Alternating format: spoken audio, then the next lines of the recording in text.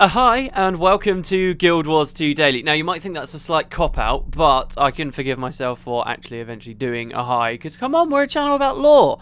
So, in any case, today, hi guys, welcome to another episode of Guild Wars 2 Daily, and today we're going to be talking about mechanics-type stuff, which maybe isn't totally fitting considering yesterday we had that next episode of the lore series come out. Did really well. I'm glad you guys liked that because I was a little bit unsure about telling it as a story rather than telling you guys facts, but it seems to have done really awesome, so I'm glad you all liked it. There'll be another one in 2 weeks. We're going to swap to a different artist for the next one, so the art style should change a little bit. Should be pretty cool though, so it's going to be 2 weeks and then we'll have the next one out, and that's kind of the schedule I'm hoping to keep to. In any case, we're going to be talking about mechanics today. The footage in the background comes from, I've got to stop forgetting to check this before I start filming. Okay, Ross Buckle 1's channel. You can find a link in the description down below if you want. They've got lots of PvP stuff. It will be Ranger PvP. In fact, tons of Ranger PvP. Jesus. Which is probably what I'll be using. Thanks very much to you for that, kind sir. And as I said, you can find a link in the description below. The first question is just a quick question that I wanted to go with before kind of the main meaty question, which is something that a lot of people have been talking about lately. But the first one is a quick one from Milan VDG1, who said, will there be an anniversary gift if it's your character's birthday like in Guild Wars 1? That's all, thanks. So, anniversary gifts, in case you're not aware, you probably will be aware, but in case you're not, was a feature that was in Guild Wars 1 and other games as well, in fact. It wasn't something we knew was going to be a feature in the game, not at launch. It wasn't until the game was a year old that we realised they were going to start doing this.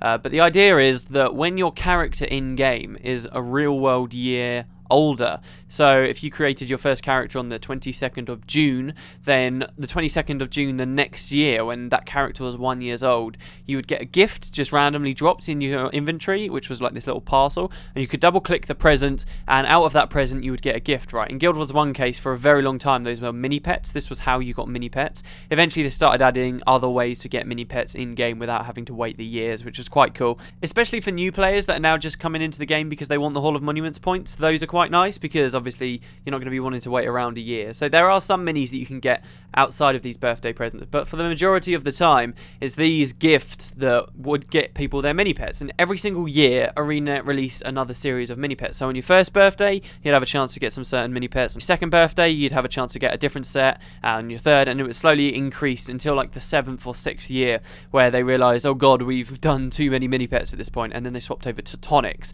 And this latest year, in fact, the birthday present will give you some of the rarest mini pets from previous years, which is quite interesting.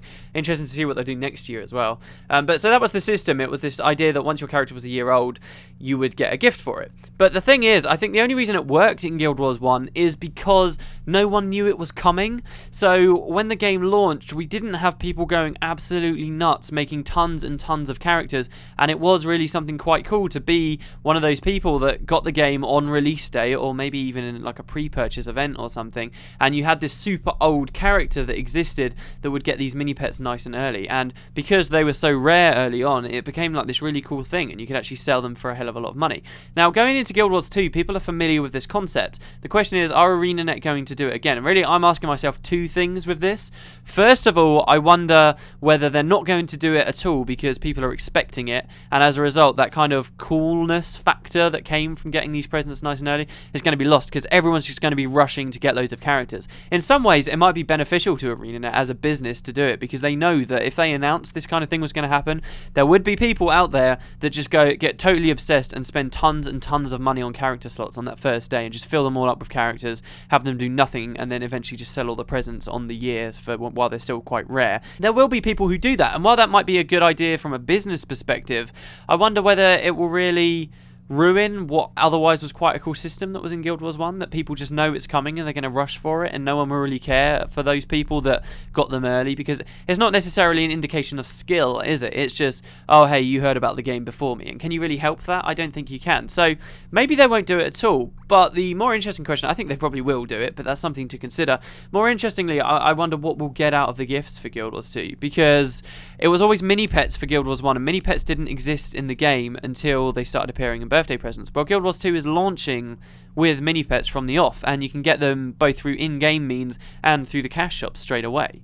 And then what did Guild Wars 1 do after they ran out of mini pets? Well, they went to tonics, which also in Guild Wars 1 are pretty much just going to be there. These transformations, they're all going to be there in the game already. So what else can they do in the birthday presents? And I find it hard to believe somehow that ArenaNet have thought of something really cool that you could get out of these yearly gifts, but that also they're going to hold off and they wouldn't just add it as a feature straight away into the game, as they have done with mini pets and tonics as it is right now. I feel like a lot of these little things that would be cool from the birthday presents are probably just going to already be available in the cash shop straight away, so that even further makes me question whether they're going to end up doing it, or when they do, what kind of stuff we could actually get out of them. There's always the option, I suppose, that they could do mini pets still, it's just they're different mini pets, but somehow I feel like that loses the fun. The really cool thing about the presents in Guild Wars 1, and again, I have to say there are other games that do it, the really cool thing about it was that it was this totally special new mechanic. Like, the idea of having this little thing that could follow you around and everyone could see it and stuff, just, you couldn't do it in Guild Wars 1 outside of that, and that was what made it so special and got you so excited about your present and hoping to get a rare one.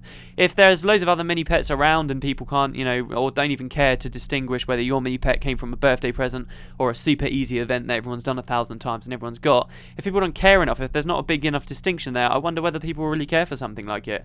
So they've not announced whether they're going to do birthday gifts. I don't think they should announce that they will, because if they do, it's going to just skew it. People are going to start playing specifically just creating characters for it, which I think would suck, even though it would earn them a lot of money, so maybe they would end up doing it.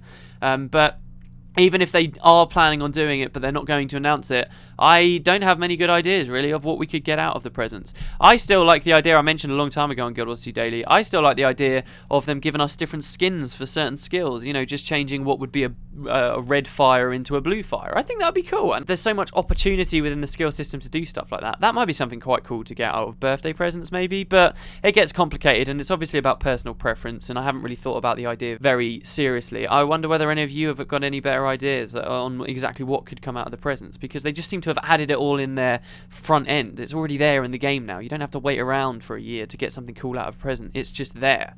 But in general, the concept, I quite like the mechanic, and I would in general like to see it again, as long as there was something cool that we were getting out of it. Anyway, the main question that I wanted to answer today, I ended up going way too long on that, but the main question is, a lot of people have been talking about this new employee that's been hired by ArenaNet, who's in charge of the cash shop stuff, called Kristen, I believe I'm saying that right, or Kirsten Cox, and this person came from Nexon, so they were doing the cash shop there. Nexon were the guys that did Maple Story and stuff like that, so people are comparing the practices that they have with their cash shop items and how random and potentially gimmicky and, all these experience boosts and stuff that came from that cash shop, and people, I guess, are a little bit worried that that's going to be translated into Guild Wars 2. Here's just one of many questions I was asked. This one was from the Big Head on Den, who said, "Hey Mr. Potatoes, I'd love to see a video of your opinion on the new approach of monetization that ArenaNet has taken after the hiring of Kristen Cox, the former Nexon employee. Do you think their recent changes, like making dyes character bound and removing transmutation stones from the Karma vendors, are a reflex of that? What do you think about the randomness of the cash shop?" Well, straight away, I would say that we've seen, obviously, that the cash shop's got certain stuff in it, and we've also seen that this employee's come over. I don't think ArenaNet have ever actually turned around and said, we have changed our policy with how we view the cash shop. Everything they've ever said about it's supposed to be optional things. There's nothing that's going to be in the cash shop that is vital to your enjoyment of the game. It's going to be mostly cosmetic things and convenience things in the cash shop. That stuff they've always said, that we've always kind of gone into Guild Wars 2 knowing was going to be there, hasn't changed, and they've not gone back on that.